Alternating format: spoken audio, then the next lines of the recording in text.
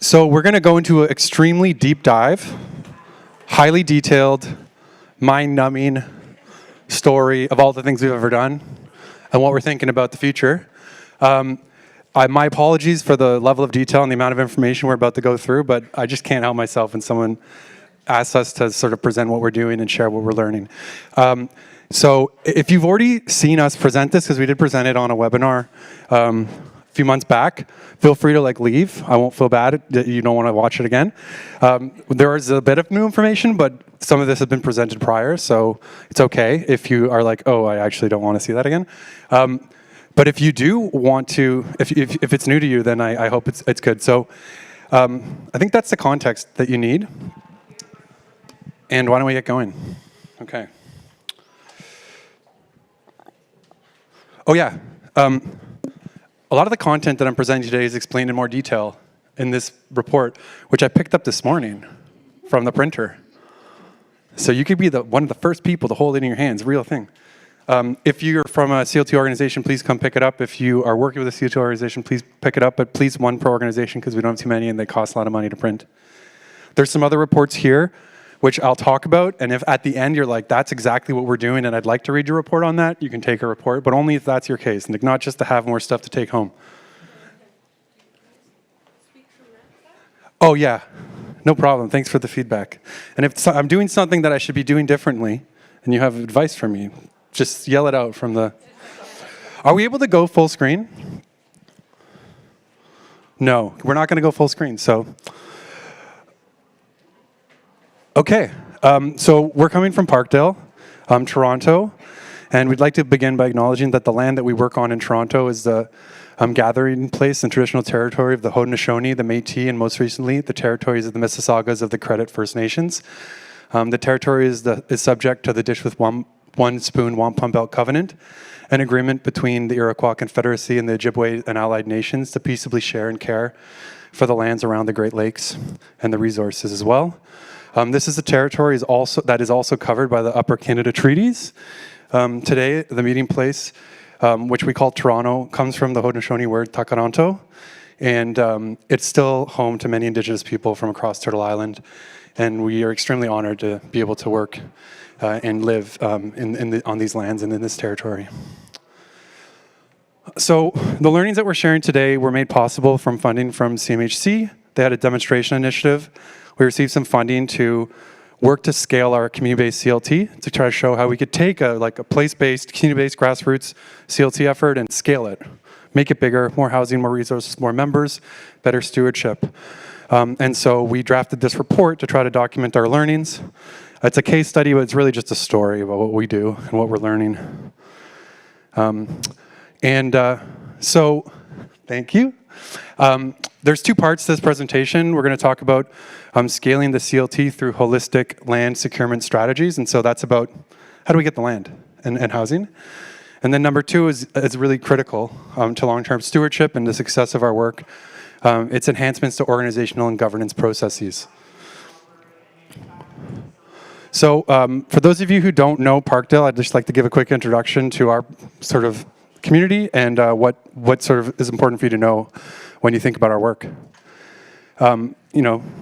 That's where we're located. That's what it looks like from above. And so in our community, about 34% of residents are low income. 32% are recent immigrants, 50+% are BIPOC, and 88% are renters. We also are a community that has been organized for a long time and continues to organize in different and new ways every day and every year. There's a history of psychiatric survivor organizing, as well as working class tenant organizing, and our work is kind of influenced and built off of, in some moments, happening in parallel with that work. There's also, because our community has been a high needs community for a long time, there's an incredible social service network.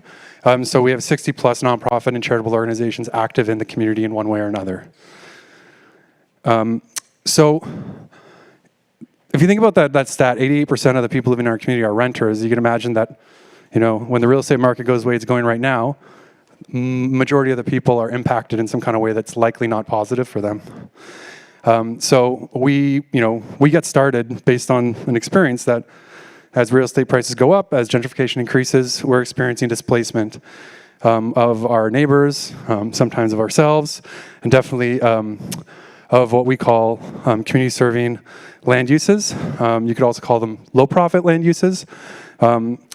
As real estate speculation increases, we see higher profit land uses replace lower profit land uses. Those lower profit land uses generally have more community benefit. And that could include, for example, our community legal clinic was evicted from its space a number of years ago. We've been losing rooming houses and rooming house tenants for many, many years. We really understand this, as everyone in this conference, to be a struggle over land. And so when community fights back, we need to use a land-based tool, to some extent. So we want to transition from private ownership to community ownership of land. And so in 2014, as gentrification is sort of like just a late stage gentrification, if you know the different stages, Parkdale's been under intense gentrification for decades, but we're in more of a late stage by 2014. And a number of residents and community organizations come together and create the Parkdale Neighbourhood Land Trust, and it's Toronto's first neighborhood-based community land trust. It's a membership organization, community-controlled, and it's a nonprofit. We eventually transitioned that organization into a charity so that we can receive charitable donations of money and land. And we create a new nonprofit called the Parkdale Neighbourhood Land Trust. So we have two organizations that work together. The charity has to work and exist within the restrictions of a charity, and the nonprofit has less restrictions and can do different types of things, such as lease to a co-op, which a charity cannot. When we, both of those organizations working collectively is what we call our community land trust. So it's actually two corporations working in parallel. And so this community land trust, what is it? It's a nonprofit organization and a charitable organization that exists to own land and put it to use to meet community benefits or to create community benefits. Community is about the people who live in a geographic area. Those are the people who live in our community, can participate in membership, can drive our work and benefit from our work. Land, it's actual land assets. We focus on specific types of land acquisition, which we'll get into. And then trust is, the intent is that we've created a democratically governed organization where there's transparency around how decisions are made. People can participate in the governance structure, and we're trying to rebuild trust, that we will take care of the life support system that people depend on, including land and housing, right?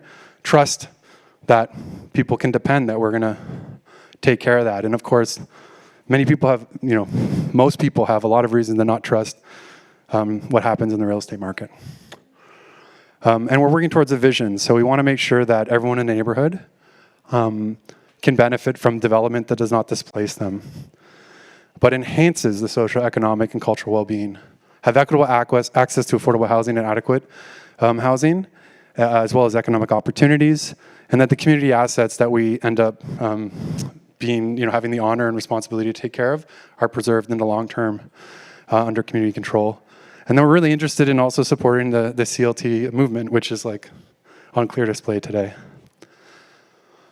So we've had the real benefit of having quite a bit of a long runway to build, and our growth has been dependent on that early investments that we did in earlier phases. So we had an initiation phase where community members just came together to think about well, is a community land trust the right solution for us?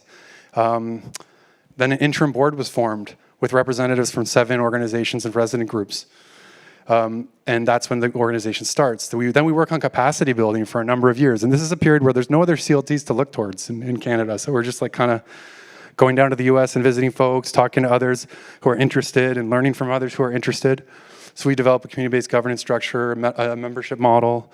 We undertake community-based planning and engagement and community action research. And a lot of our work in that space is documented in these reports. I'll reference them from time to time.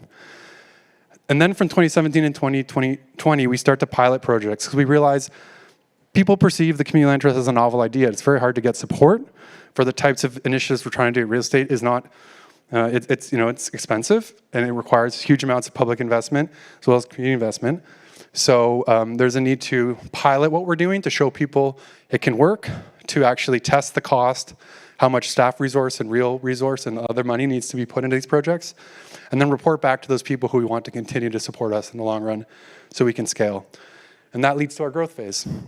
In our piloting phase, we acquired 2 properties, 87 Mulkey Way, which is an urban agriculture site, and 26 Maynard, which is a 16-unit rooming house. And based on those pilots, we move into scaling activity. So what's the year of that? That was probably like 2020, 2021. And so we're like, we got 1 house and a garden. And around us, these are all like massive condominium development applications. Across the neighborhood, people are being evicted. And we're like, okay, like 1 home is not enough. Like we have to scale. We have to think about how we can grow as fast as possible for the benefit of residents and also the organization. So what do we want to do? Well, we want to increase community ownership. So we set a goal where we want to get 300 units by the end of 2026. We want to keep going from there, but that feels like a, pie in the sky dream. So let's like set it somewhere where like, seems semi-reasonable, but also visionary. We want to build our asset management capacity. We'll get into what asset management is from our perspective, as well as long-term partnerships to support good management and produce the community benefits we want to do. We also want to enhance organizational financial sustainability through increased economies of scale, so having more properties that can support staff and our capacity, but also improving our business model, because sometimes we get it wrong the first time. And then we need to enhance the community governance structure, because it doesn't just happen on its own. And as things grow and get bigger, there's a tendency that it becomes harder to do community governance. So scaling, we're now at the scaling conversation, okay? So the first part I'm going to talk about how we actually got land, and there's 3 strategies we've used and had success on. So the first is the acquisition of private rental housing. The second is the acquisition of community housing assets, so it's existing social housing. And the third is building new non-market housing. And my pitch to you is that we need to be doing all of them at once. It's a bit overwhelming, but that's my perspective. You might do one first, but in at least in our community, it doesn't need to be doing all of those things. And so that's what we're trying to build towards. So we started with preservation because we have so many residents living in low-end market rental housing that were being upscaled, and we thought it was important to start by supporting existing tenants and preserving the existing affordable rental stock and developing a model for that, which is the base of our work. That commitment kind of comes out of a community-based research study we do with residents of rooming houses, where we documented the loss of affordable rooming houses due to upscaling and conversion. We named it as a crisis and went to convince the city and other partners that we had to work together to respond to it. We also named it as an opportunity. We have this large stock of low-end market rental housing. It's at risk, it's being sold. There's an opportunity for the land trust to step in to preserve it, improve it, and to ensure that we have that access to that deeply affordable housing in the long run. And so we try to then develop a model to acquire these buildings. Unfortunately, when we published this report in 2017 and start to work on trying to buy rooming houses, we discovered that there's no money for that at any level of government. There's no funding program that would support that. And so we start to try to buy buildings, and we had just under 20 failed acquisitions in the first year. And that was challenging. It was very depressing to see buildings go up for sale. We make a deal with the owner. We go try to get money from the banks and the government. We fail. We have to tell the tenants. A private owner buys the buildings, and tenants start to get kicked out of those buildings. So as you can imagine, it's like a horrific process to go through. But we leveraged that process to eventually convince the city to undertake a pilot. So we said, we're really sick of failing. We're sick of talking shit to the media about how it's your fault we're failing. Why don't we work together? And they did. So our counselor and then a staff at the Housing Secretariat said, why don't we do a pilot? We'll give you a little bit of money, and you can show us if it works. And if it works, maybe we'll do it again. So we did it, and it worked, and we bought our first building.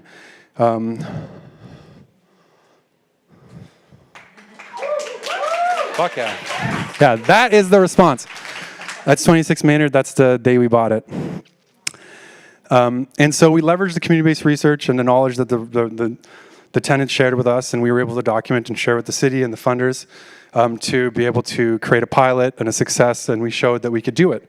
And it was successful, and it was actually more affordable than any of the other affordable supply options that the city was funding at the time. So how do we scale that? So thinking, we go into our scaling process with that experience. The pilot's over, the money's spent, there's no money. Okay, well, pilot's great, but pilot's only great if it leads to more money. So we can do the actual thing we want to do, which is preserve the stock, not just the building. So we need a replicable acquisition strategy. We said in this scaling period we want to buy 2 to 3 buildings or like around 40 units so we can continue to grow the preserved units. And we need enabling policy so that we can have consistent funding for acquisitions. At the time, the challenges were pretty clear. We needed a lot of money. There was no money. And the properties were selling like crazy. So in the absence of government funding, we were at a conference like this, and Van City said, hey, maybe we can do something. So we collaborated with them and developed an impact investment model that we called the Preserve and Protect Guarantee Program. Foundations who had been giving us grants said, we actually pitched them. We said, why don't you actually invest in us instead of just giving us grants? So they put up, to get collectively between 9 of them, $2.6 million. And we used that money as a guarantee against an $8+ million loan. So that money was the money at risk for Van City to give us $8 million to go and buy a building. That's the building we bought. Yeah. 36 units at 22 Maynard. And this is the way it works. We fundraise the money. So the foundation's committed. We went out and looked at buildings, and we found one that we thought was good, and we shared the due diligence with everyone. The bank said, looks good. They gave us the money. We bought it. And we spent a few years strengthening the operations there and getting to know the building a bit better, because, before you own a building and when you own a building, you understand the building differently. You realize, oh, the furnace really doesn't work that well, or the roof. And then we had to repay this money in 36 months, so it wasn't a long-term solution. There's the intention that we have to pay back. And from the beginning, we said, give us like 3 years and we'll get the public money by the time 3 years hits. So we have kind of like a deadline for the government. We really think it's their responsibility to fund. So, strategy 2, we need a long-term funding and financing solution. It needs to be public money from our perspective. So we are spending this whole time advocating. We work with a number of other partners.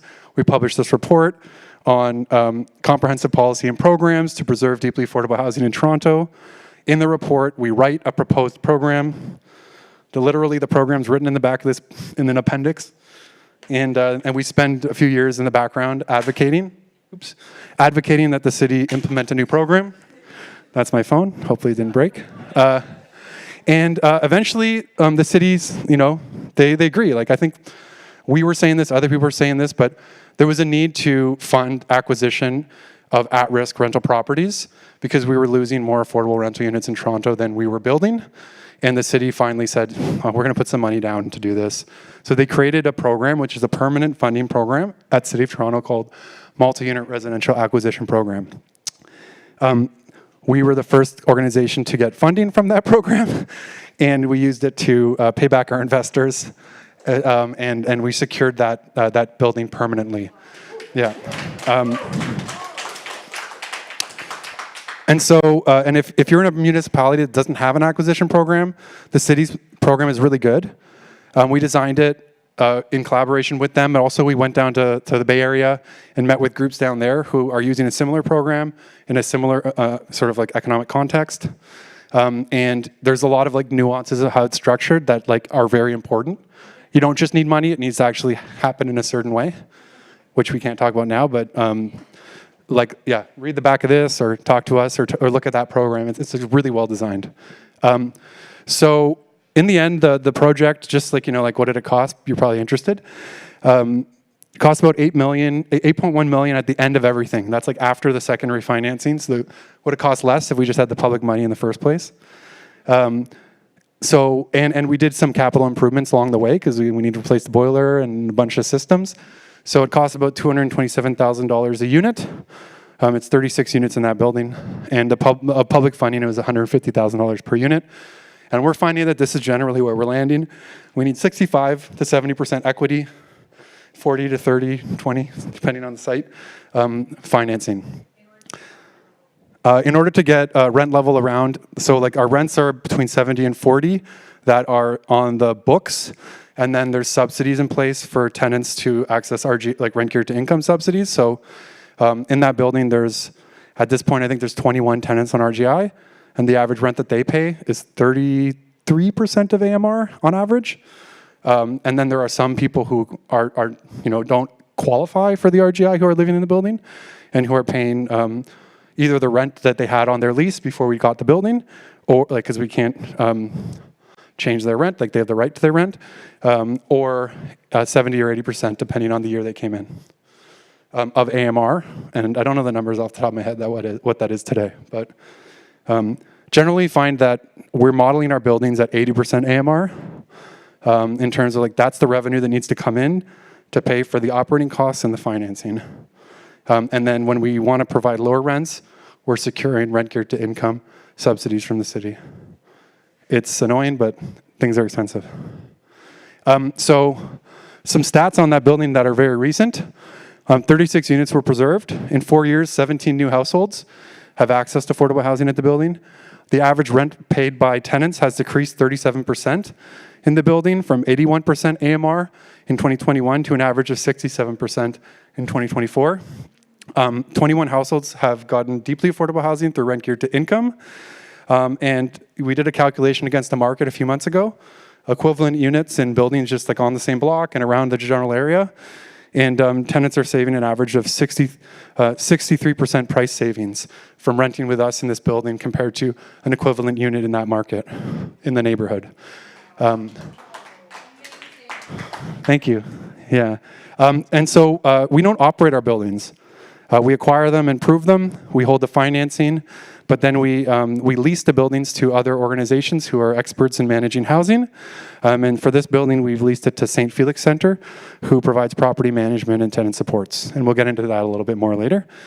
So our acquisition process, first building in 2019, we'll get into this. This is a secret, we'll talk about this soon.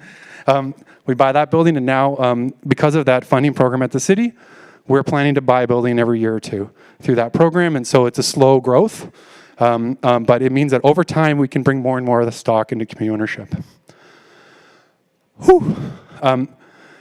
Just like this year, we've been kind of thinking about trying not just buy rooming houses, but we had done a study on the fact basically the same thing's happening in the towers as was happening in the rooming houses, and so we're thinking of how we can use Mura or a similar program to buy larger rental buildings. We put an offer on this building a few months ago, a 10-story, 81-unit building. Unfortunately, we got outbid by $5 million. But we tried. You have to fail a few times to get it right, you know? So lessons learned. First, before we try to do something, we try to learn about the local rental submarket. We want to buy rooming houses, you better know everything you can possibly know about rooming houses before you try to do it, or you're going to make some big mistakes. Or you might your strategy might not be cognizant of what's happening in your specific rental market. So like, yeah, before we buy a tower, we've done a study on the towers. We also use this to get the support we need. And it also, when we do this, it's not just the submarket, but it's also what are the needs of the tenants in these buildings. We want to have a general sense that's specific to the housing type. New CLTs can also enhance their capacity by hiring experienced consultants.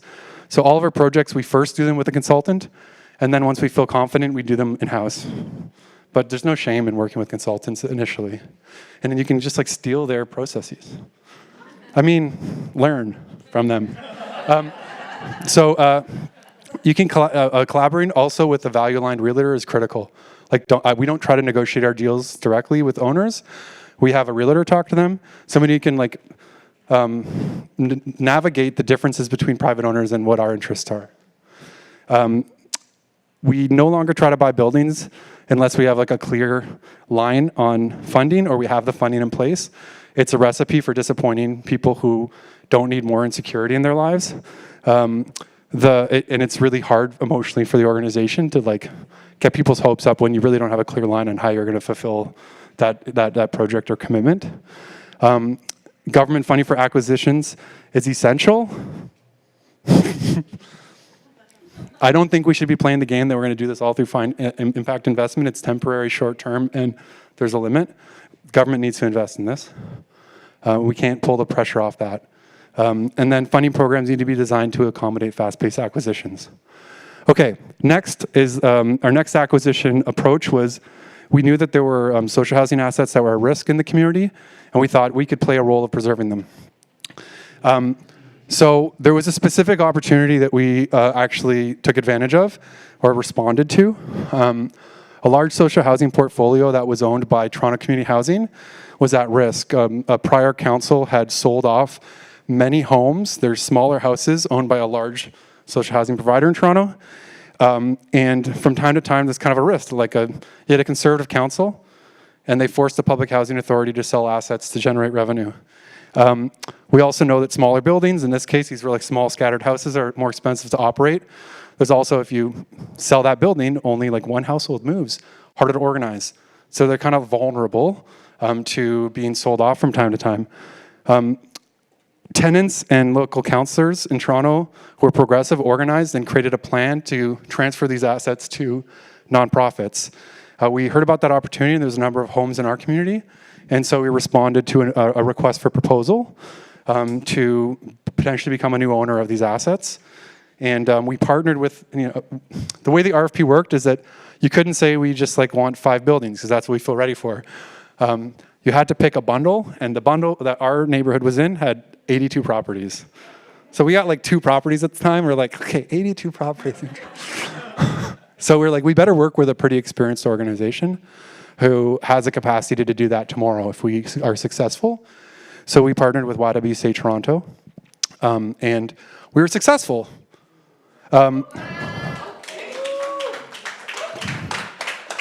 So this is Parkdale. So those are the ones we initially wanted. But to take advantage of the opportunity and to play a role in preserving these assets, we had to purchase the whole bundle. So we expanded our geography for this portfolio to this portfolio range. We still, but like new projects are still planned in this area.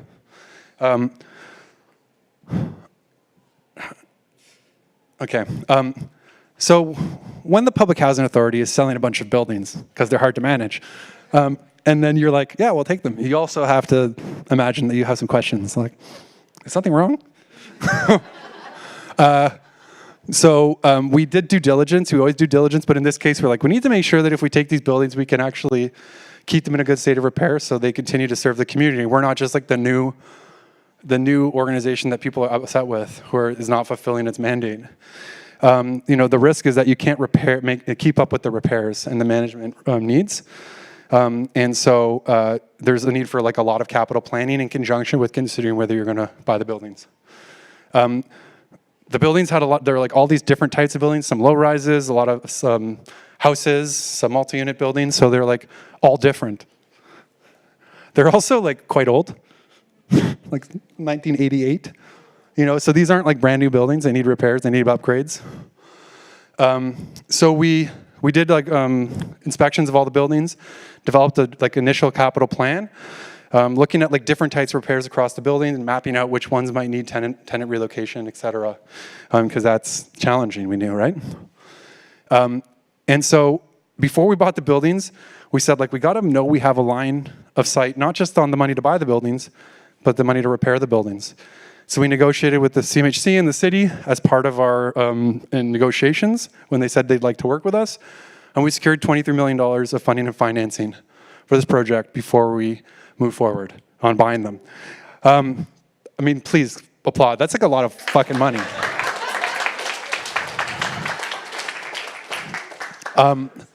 So we also secured rent guarantee income to up to 100% of the units.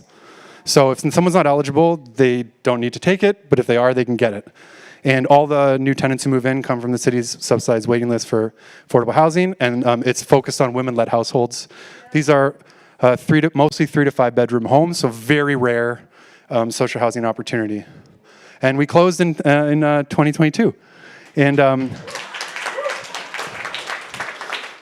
there's our old mayor. Remember him? Yeah. Yeah, the old housing minister or whatever, yeah. And so we partner with other organizations. In this case, it was the YWCA. Essential to this project was partnering with an organization that was much more experienced than us. It's kind of hard to convince, hey, do you want to work with us? Like, we're brand new and you're like... But, here's the secret. Big organizations are busy.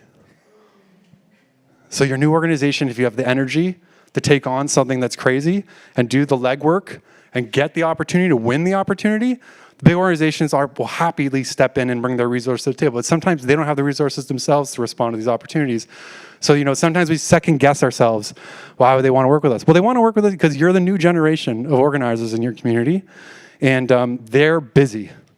And it's lovely to work with new energized groups who have good values and are trying to fulfill the same goals that they've been trying to fulfill for decades and decades and decades, right? So the YWCA is the housing operator, and we're the asset manager. So we manage the financing and the planning. We implement capital repairs and redevelopment of the sites. So we have the long-term kind of interest in the assets while they are dealing with the day-to-day maintenance management, communication with tenants. And we work well. We work well together. We have an office in the same building. They're downstairs. We're upstairs. Like the staff team that works there, that's like a potluck. I won't tell you who's on which team. We're one team. Most of the time. And that's we had barbecues with the tenants from time to time. So, CLTs can play a critical role, and we need to tell the municipalities this and other partners to preserve community housing assets that are at risk. We heard about that in the last presentation with Tiffany, DeZita, and CHFBC. It's important to work with other experienced partners and housing providers, and in fact, you can be the perfect partnership to make things happen in your community. Prolonged due diligence is crucial for these types of acquisitions. It's okay to take 3 years to come to a deal on something like this. You want to make sure you get it right, to take your time to inspect the buildings, and you need to tell the funders in the city, slow down, we need some time. It's okay, Pre-acquisition capital planning and funding securement for us was critical. We didn't want to just say, yes, we'll take it, and then we figure out 5 years later we can't do it. We wanted to make sure that we had a line outside on the money and it was coming. And then multi-funder. Oh yeah, the funders all need to work together. Basically is the last one. Government, different levels of government and other funders need to be willing to stack their resources to make your projects work. Okay, and there's things that we can't buy in the old rental stock. There aren't very many accessible units. In some cases, there's other needs that the old buildings can't meet, and so we need to also be building new stock that meets those needs. Environmentally friendly buildings. We're learning how to make the old ones environmentally friendly. Actually, Chantal's going to tell you a bit about that. But so we've been finding opportunities to fill in gaps in our portfolio. Where we start by looking at the land we own. This was a 5-room rooming house that was in the portfolio that came from Toronto Community Housing, and it was not licensable because it was not to code. And bringing it up to code, we looked at it and it would be very expensive, while also providing a kind of strange size for a rooming house. 5 units is hard to manage. It was what we heard from our partners. And they said, we'd like to provide self-contained units here instead. So we're converting this building to a 10-unit apartment building using the structure of the initial home and adding a large addition. So taking a 5-room home and creating a 10 self-contained units, 3 accessible units in that building on that same site. And it's pretty gentle density. So while some neighbors don't want it, other neighbors thought we were doing a great job. On another building, we're taking a 1-unit building on a very small site and creating a 2-unit building. From our perspective, we can make incremental additions to our portfolio, and we're finding that sometimes there's not money for a 100-unit project. It's pretty hard to get that money. There's a lot of competition for that much money. But a 2-unit project? 10-unit project, we're finding little bits of money that the city has that they need to get out this year, or the province, so the incremental projects, I think, we shouldn't forget about, and they should be part of our strategies. And in 22 Maynard, the building we talked about, we're trying to increase accessibility and add units here. So we're going to add a new floor with 9 accessible units, add an elevator in the front so all floors are accessible by elevator, clad the whole building, and improve the sustainability of that building. And so that's another project we've designed and recently got approval for proceeding with if we can find the money. Yeah. This was a consultation that happened a few months ago, just showing the most up-to-date designs on that project with the tenants live in the building. Okay, and so, when you want to grow, you have to try things that are too big sometimes, or like bigger than you're doing at this point. The scatter homes was the first time we did that, those 82 buildings we bought at once. Right now, we've been preparing to bid to win an RFP to be able to lease land from the city to build a 171-unit building, 16-story rental, in what they are calling the Parkdale Hub. This is a project that came out of community planning and the city's leading. We're trying to position ourselves to win a bid to be the builder and long-term owner of the site. Please, fingers crossed for us. We've built a development team, partner team, and we're just waiting for the city to release that thing, like we're ready. Yeah. So small-scale intensification of CLT-owned lands can enable incremental growth, and I just want to encourage people not to dismiss small things. They add up, right? Aligning projects with funding and land availability increases success. So, I didn't even talk about that, but that's important. Sometimes we just design a project, there's no money, but you just have it ready. Because from time to time, once the city knows you, the province knows you're there, that you want to do something, they're like, oh, we got to spend $1 million by March 1st. And you're like, I have this project, we have the building permit, you just sit there waiting, So sometimes you want to plan to be able to respond to an opportunity. Sometimes you want to get an opportunity ready in case something shows up and just wait, sit there in the wait. Leasing land for the municipality is a good strategy. We know that CHFBC is doing that. We want to do it. And we think that our local expertise makes us a great proponent to the city to do that, right? And we want to continue to pitch that to the municipalities. Okay, what time are we at? Sick. That's great. That was a lot I had to share. So, okay, part 2. It's not as long, but it's really cool. Enhancements to organization and government practices. Governance practices. So, we do our work through partnership. From the beginning, we were created by many partners coming together to create a new organization, and we continue to do all our projects with others. We kind of think it's a bit of a waste of resources to try to do things that other people are already good at. Why not work with them and fill in gaps? I didn't say this, but at the very beginning, we got some advice by someone very smart named Derek Ballantyne. Anybody know Derek Ballantyne? A few people. He came to help us out really early, and we were trying to think about how does the land trust do what it's doing, and he did a little analysis of our neighborhood. He said, well, there's a lot of housing providers here. They all seem pretty busy though. None of them are doing any new projects. Cool, because existing housing providers are often very busy managing the assets and responsibilities they have, and don't necessarily, because of disinvestment in housing, don't necessarily have development teams just sitting, waiting, planning new projects. And so he said, I don't think you guys should try to be an operator. You might want to fill a gap. The gap is actually working with the community to identify the priorities, identifying the sites and opportunities, securing the funding, doing those projects, and then providing them back to those organizations that are already doing that good work but don't have the resources to pull together. So the gap that we're filling is to make sure there's new projects and then to provide those projects to organizations that are there trying to do their good work with those existing operating teams that they can expand on without having to turn all of them into developers, right? And then we sneak in the community governance part. And we tell them, but what I mean is not every nonprofit wants to engage its tenants. So our main partners are our housing partners.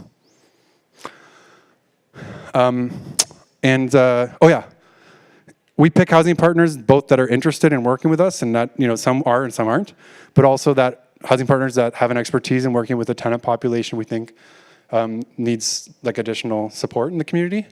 So there's a little bit of a plane between the two. Our main partner, other than our housing partners, is the city. And it's important to say that, even if they don't know it yet. In our case, they do, which is nice. every project we've done has been funded in some form by the city. And our work is only possible due to policies that they've created, that we've asked them to create, but that they've created. And without them, those policies wouldn't exist and the money would not be coming to our projects. So they're our key partner. Thank you, City of Toronto. We have our financing partners. So early on, we said, we don't want to go and like talk to a million banks. Like we want a bank that we can just like depend is going to be there if we have a project that comes. We want to make sure they're value aligned. And so we interviewed a number of banks. We picked Van City Community Investment Bank. They'd already been working with CHFBC out here. And they offered to be very collaborative with us. So they created a finance model just for us, like that Preserve and Protect program. They had a member join our finance committee. So like we had a member of their bank like helping us like figure out financing for a long time.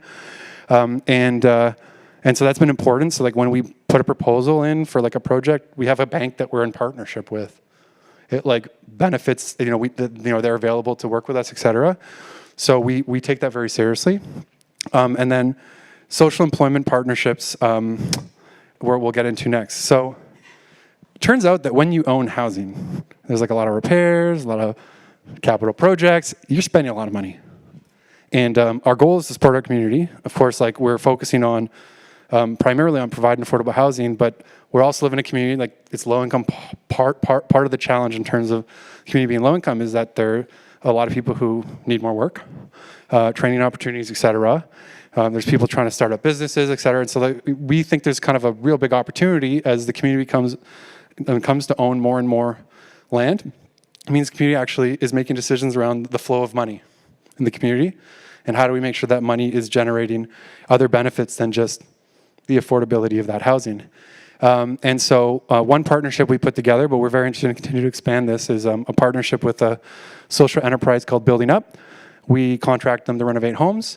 They're required to recruit community members to go into their pre-apprenticeship program, work on sites, get paid to renovate our homes, and they support them then to go on and get careers in the trades.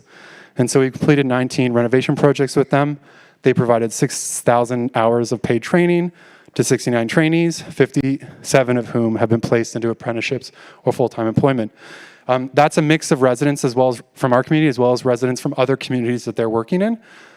Just because they're working on a site from our neighborhood doesn't mean it's only residents from our neighborhood on their site. They have a mixed team, so just to clarify. And so like we're consistently trying to think of like, as we're spending more money, how do we make sure that money is generating other benefits? And we work with partners to create those benefits. So I'm going to skip forward because I think I probably told the lessons along. And I want to make sure that Chantal can share our amazing asset management work. Don't worry, you get to hear more from Josh soon enough.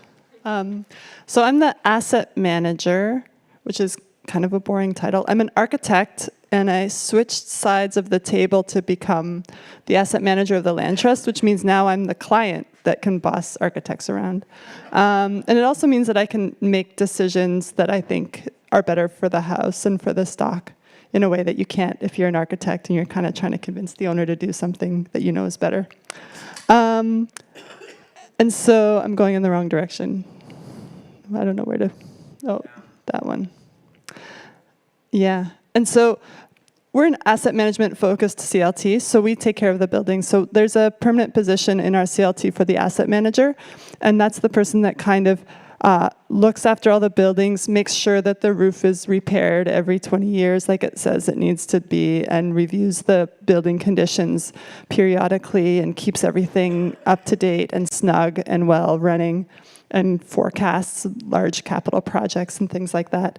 All that kind of boring stuff, but actually keeps the houses beautiful and functional for folks. We're critical to fulfilling the CLT's purpose of providing affordable housing in perpetuity. Otherwise, the thing will slowly fall down.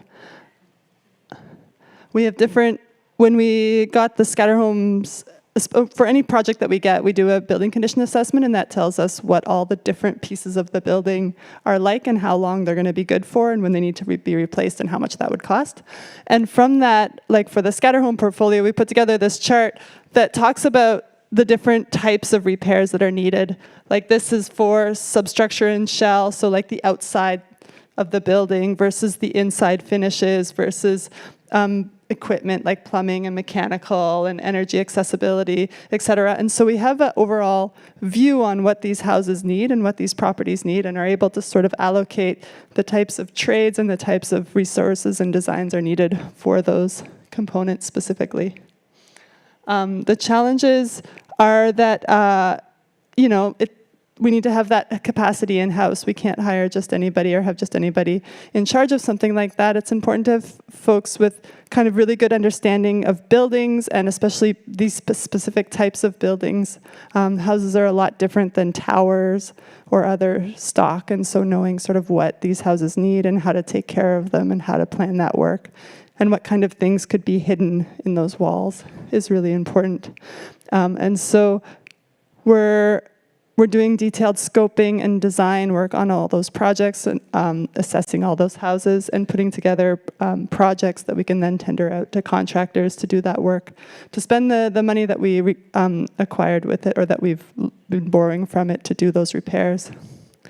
So we've been developing the first few years of getting the scatter home, the 82 houses, and getting the funding was to put together a lot of resources to help direct how we do that process, putting together sustainability guides and green construction standards, design guidelines for spaces, sort of what are our goals in doing these renovations, what does accessibility mean in different areas of the home and in different ways, what kind of different accessibility things are possible, as well as what are our sustainability guidelines in terms of healthy indoor air quality, longevity, durability, minimum maintenance, operating, utility bills, et cetera. And so these guides have been key in sort of setting the groundwork, and then the details come from that and kind of help us set a direction for making those decisions. Do I put this thing in that's cheaper and made locally,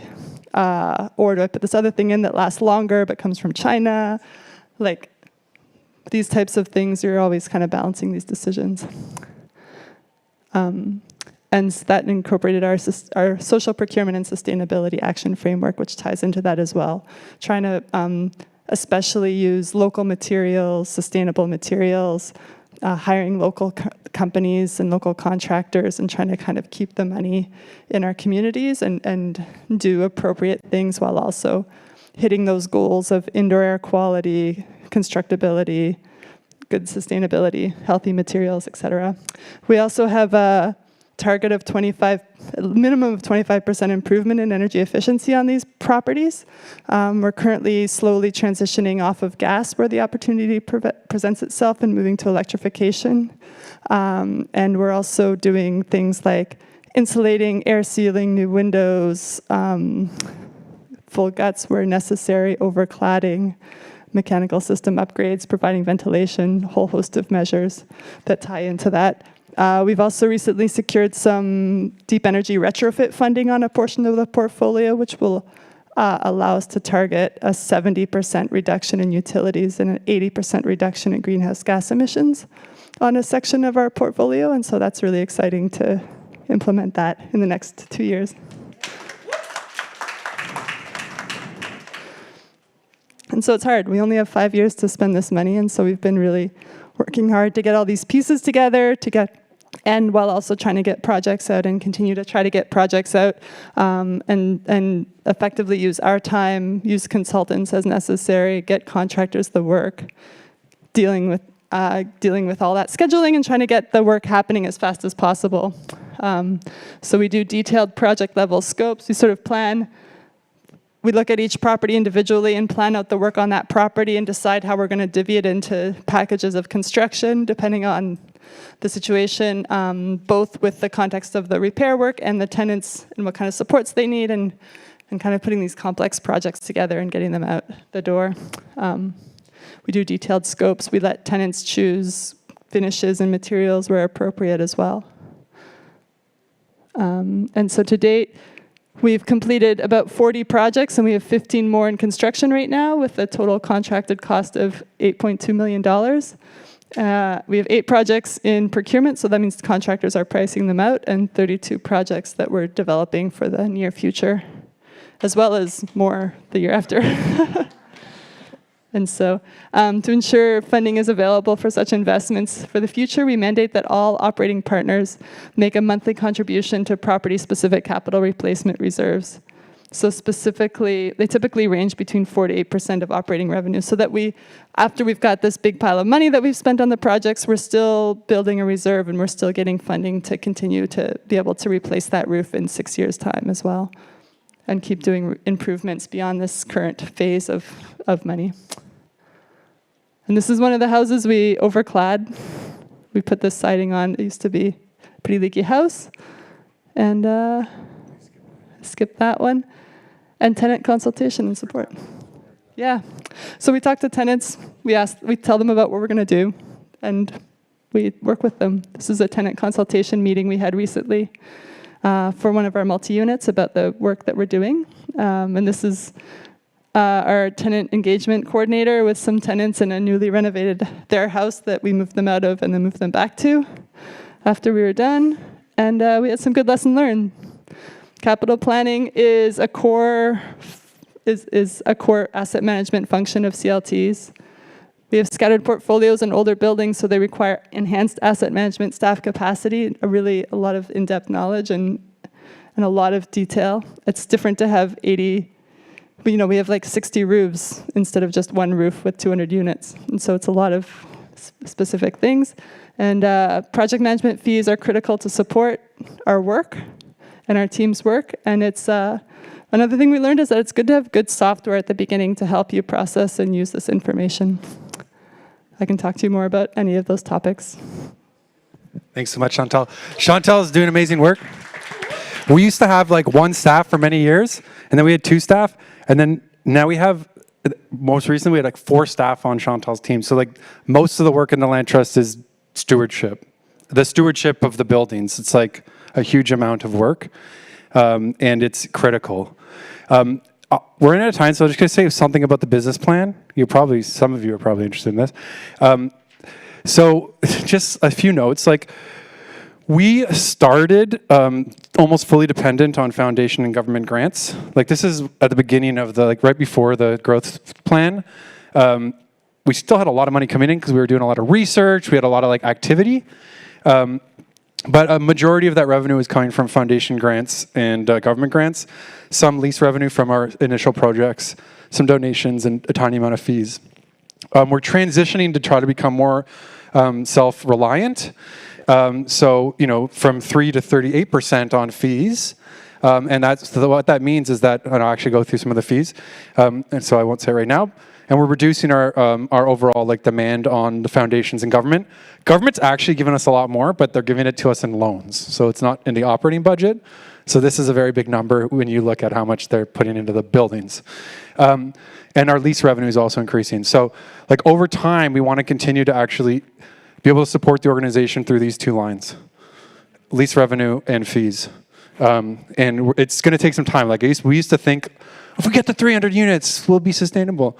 I don't know, now it's maybe 500. I don't know. I don't know what the number is. We're still trying to figure it out. But this is how we think we will figure it out. We have to charge ourselves for what we do. So when we lease a building, because we're responsible for asset management, we're maintaining an asset management plan, we're reporting to the lender, we're getting new financing. There's a bunch of work. So we charge in our lease, we charge a fee. We started at 3. We're aiming to now go 4 to 6%. We're realizing it costs us more than we thought. And so we actually need to charge in our lease more to be able to sustain our staffing costs. It sucks to say, but we're having to admit it to ourselves. When we buy a building, we didn't used to charge a fee. We used to do it and lose money because we just wanted to do it so bad. Now we realize we need to exist tomorrow. And so we started to charge a fee. If we apply for funding, part of that funding has to pay us to do that work. So we charge about a 2% acquisition cost fee, as we call it a development fee.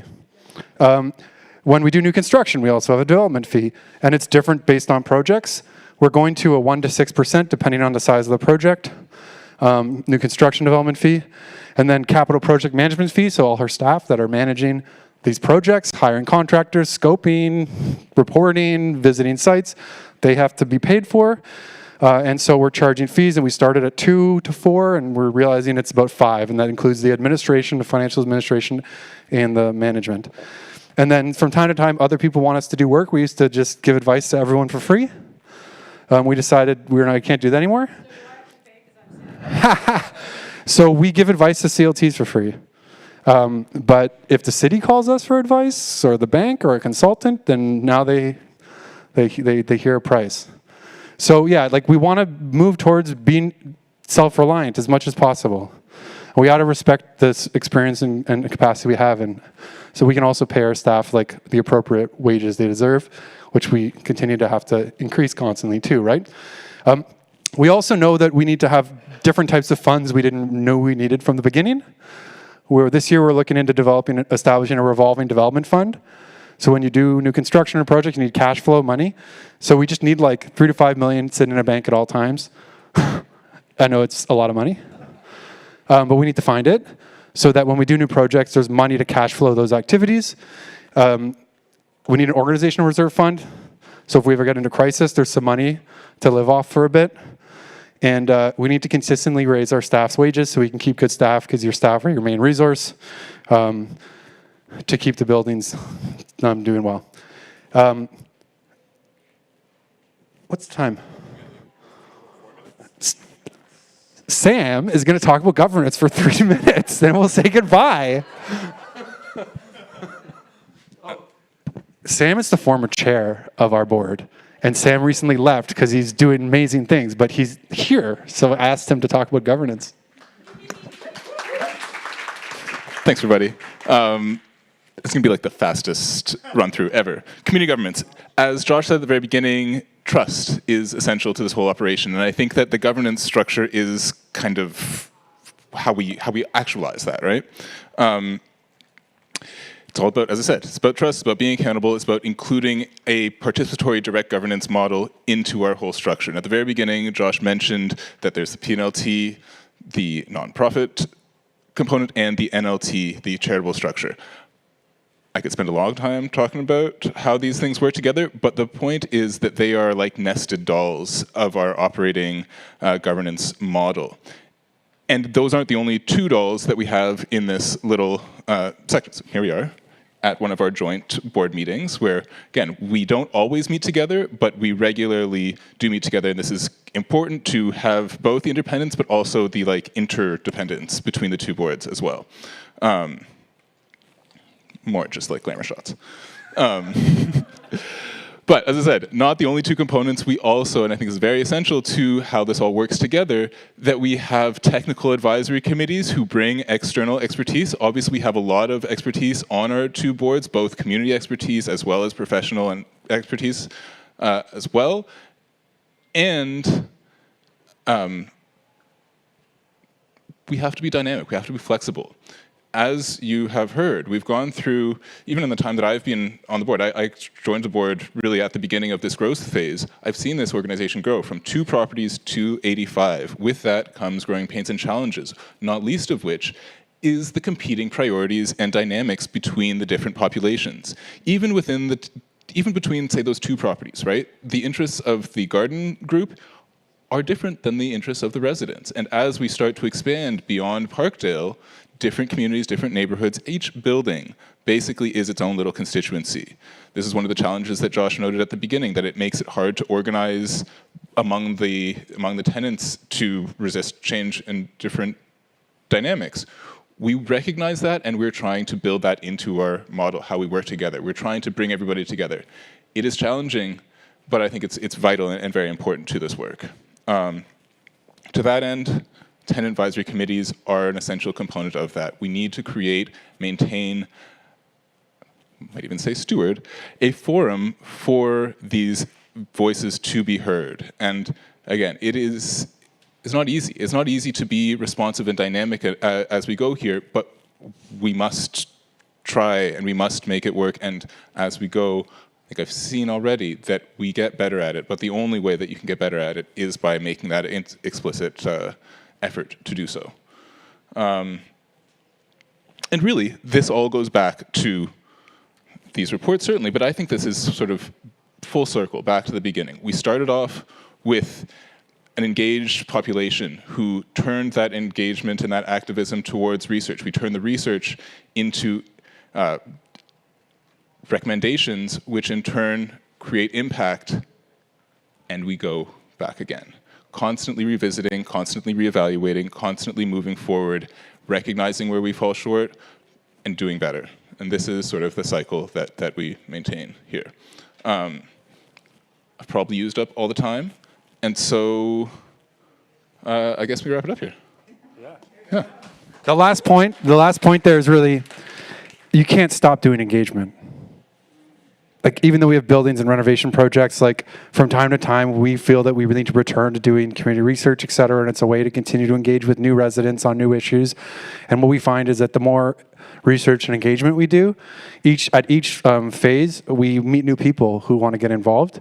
And it's a critical way to find out about what we need to do. It's also a critical way to bring new people into what we do. And so, finding a good board and maintaining a good board is not just about, like, who are the lawyers in the neighborhood. It's also about designing activities that will continue to bring new constituents who have interest in your activity to the table, work with them on the issues that they're experiencing, and then see later if they'd be interested in getting involved. Thanks so much for listening to us for an hour. I told you up front that we were going to talk and share a lot. I really appreciate that you taking the time to listen. And I think we're out of time from a question period. Is that right? Who's in charge? Yeah. There's no question period, but we're here. So just come talk to us. And I really appreciate you all. And I'm inspired by all the groups that have come here today. And I think we need to continue to inspire each other. Let's stay in touch. Thank you so much for listening to us. We stole an hour of your life, but I hope it was useful.